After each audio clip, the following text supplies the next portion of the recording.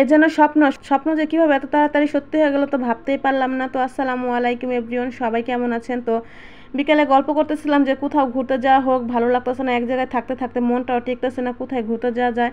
তো হাজব্যান্ড বলতেছে চলো কক্সবাজার। তো আমি ভাবতেছি মানে যাবো কি যাবো না, যাবো কি যাবো না, এই ভেবে ভেবে মনে করেন অনেকক্ষণ কাটিয়ে দিলাম। তো কাটিয়ে দেওয়ার পর তো হঠাৎ করে কীভাবে যে কক্সবাজারের জন্য রওনা হয়ে গেলাম, ভাবতেও পারি না যে সত্যি সত্যি যখন বাসে উঠছি তখনও ভাবতেছি আসলে কি আমরা কক্সবাজার যাচ্ছি কি যাচ্ছি না।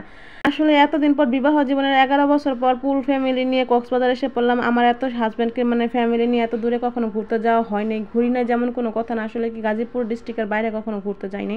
হোটেলে উঠে আমরা ফ্রেশ ট্রেশ হয়ে চলে আসলাম রেস্টুরেন্টে খাওয়া দাওয়ার জন্য, যেহেতু সকাল হয়েছে এখন খাওয়া দাওয়া হয় না। তো হোটেলে আসার পর প্রথমে আমাদের লেবু পানি দিয়ে হাত ধোয়ালো। আর এখানে হোটেলের একটা নিয়ম যে সকালবেলা মানে প্রত্যেক ওয়াক্ত খাওয়ার সময় তারা বড়োয়ের একটা আচার দেয়। তো বড়ই আচারটা কিন্তু খুবই মজা। তো আমি প্রত্যেক ওয়াক্তে বড়ো আচারটা খেয়ে তারপরে আসি। তো এখানে আমাদের খাওয়া দাওয়ার জন্য আমরা ভর্তা প্যাকেজ নিয়েছিলাম। তো ভর্তাগুলো খুবই সুস্বাদু ছিল।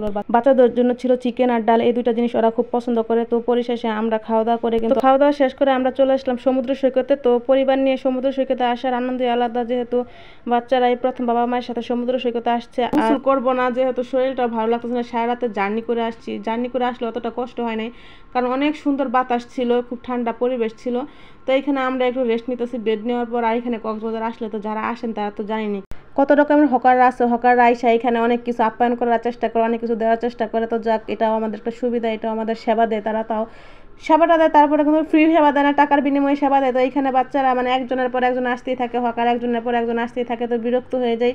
তো আমরা সবাই মিলে এখন একটা সেলফি নিতেছি, একটু ভিডিও করতেছি। তো এখানে আমার বড় মেয়েটা এখানে মাইমুনা চলে যাচ্ছে গোসল করার জন্য, কারণ ও পানি দেখলে মানে যেহেতু সমুদ্র সৈকতে আসছে গোসল না করলে কি হয়, ও চলে যাচ্ছে পানিতে মানে গোসল করার জন্য। আর এখানে আমার মাহিরাও চলে যাচ্ছে, ও পানি দেখলে ভয় পায়, ও কখনো এরকম পানি দেখে না আর এরকম পানির মধ্যে গোসল করে না। তো দেখে ও অনেক খুশি হইতেছে, আবার পানি দেখলে ভয়ও পাইতেছে, দৌড়া দৌড়া আইসা পড়তেছে। তো আমিও গেলাম ওর সাথে, যেহেতু ভয় পায়।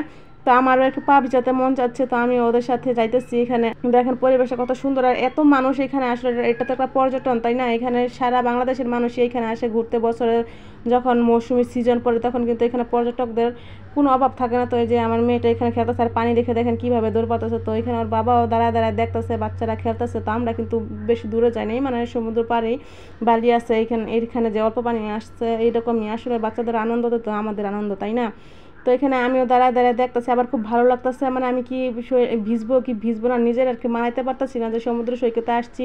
তো ভাবলাম যে সকালবেলা আসছি, এখন গোসল করবো না, যখন আবার আসবো তখন। তো এখানে আমি আমার বাচ্চাকে নিয়ে একটু হাঁটতেছি বালুর মধ্যে। তো এখানে একটু পরে পরে পানি আসে, তো পানি আইসাই কী করতেছে, যখন যাই ঢেউ আসে তখন একদম পাটা ভিজাই দেয় মানে দৌড়াইয়া কুলাইতে পারি না যে বলি যে ভিজবো না, কিন্তু আসলে ভিজাই দেয়। তো এখানে আমি একটু বৈশা বৈশা চা খাইতেছি, খুব ভালো লাগে। কক্সবাজারে মানে সমুদ্র সৈকতে যায় আমি যেটা বেশি খাচ্ছি সেটা হচ্ছে কফি। তো কফিটা আমার খুব ভালো লাগে। তো এখানে